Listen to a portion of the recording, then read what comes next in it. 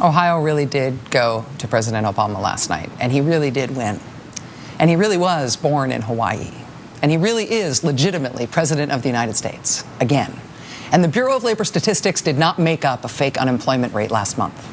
And the Congressional Research Service really can find no evidence that cutting taxes on rich people grows the economy.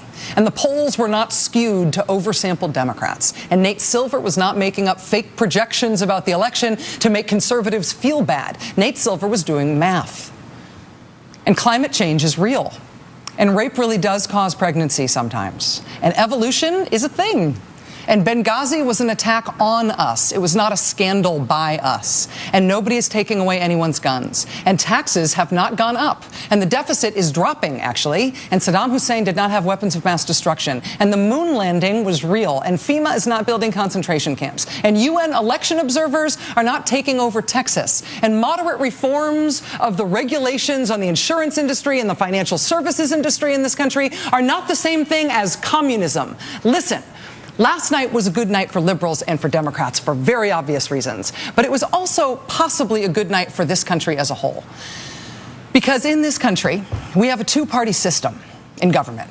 And the idea is supposed to be that the two sides both come up with ways to confront and fix the real problems facing our country. They both propose possible solutions to our real problems. And we debate between those possible solutions.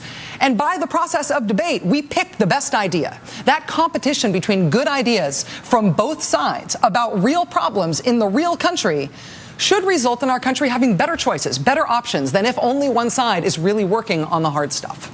And if the Republican Party and the conservative movement and the conservative media is stuck in a vacuum-sealed, door-locked spin cycle of telling each other what makes them feel good and denying the factual lived truth of the world, then we are all deprived as a nation of the constructive debate between competing, feasible ideas about real problems. Last night, the Republicans got shellacked, and they had no idea it was coming.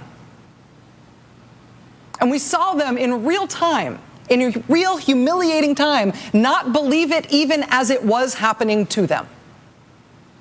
And unless they are going to secede, they are going to have to pop the factual bubble they have been so happy living inside if they do not want to get shellacked again. And that will be a painful process for them, I'm sure, but it will be good for the whole country, left, right, and center. You guys, we're counting on you.